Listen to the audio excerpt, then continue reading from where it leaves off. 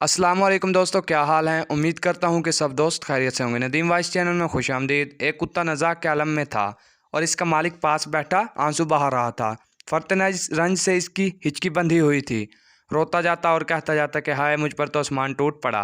मैं क्या करूँ, किधर जाऊँ, कौन सा जतन करूँ कि मेरे प्यारे कुत्ते की जान बच जाए। इतने में एक फ़कीर इधर से गुजरा। कुत्ते के मालिक को यूं बेहाल देखा तो पूछ बैठा कि भाई, खैर तो है।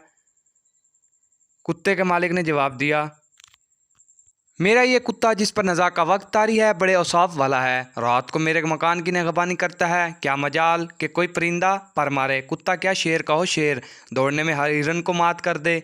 कमान से निकले हुए तीर की तरह शिकार के ताक़ब में निकलता है। फ़कीर ने बेहद मुतसार होकर पूछा, तेरे कुत्ते को तकलीफ़ क्या है, क्या मोहलक ज़ख्म हो गया है। कुत्ते ने के मालिक ने जवाब दिया, भूख से इसका दम निकला जा रहा है और कोई बीमारी नहीं है।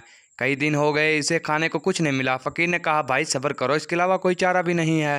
फिर फ़कीर की नज़र इसकी कमर पर पड़ी जहाँ कपड़े में कुछ चीज़ बंधी हुई थी।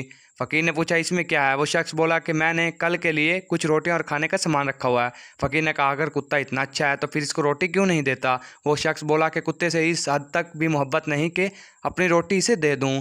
बोला, रोटी पैसे से मिलती है, ये जो आंसू बहा रहा हूँ ये मुफ्त के हैं, इसलिए इस पर बहा रहा हूँ। फ़कीर बोला, लानत तेरी अक्ल और मोहब्बत पर। तेरी मिसाल ऐसी मश्क की सी है जिसमें हवा भरी होती है। खाक तेरे सर पर, अरे नामुराद। आंसू तो वो खून है जिसे गम और सदमे ने पानी बना दिया। अगर तुमने ज़रूरतमंद की मदद करने के काबिल हो तो इसकी हमदर्दी के चंद अल्फाज बोलना काफ़ी नहीं।